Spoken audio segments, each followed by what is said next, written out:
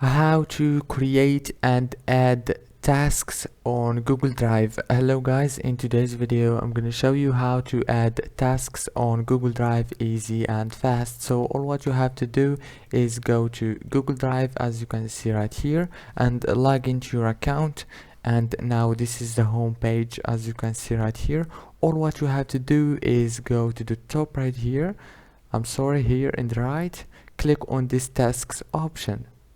Click on it and click add a task. Now you can add a task from here and click enter, and it's now done. Now this is the task that I created, as you can see, very easy, and that's it.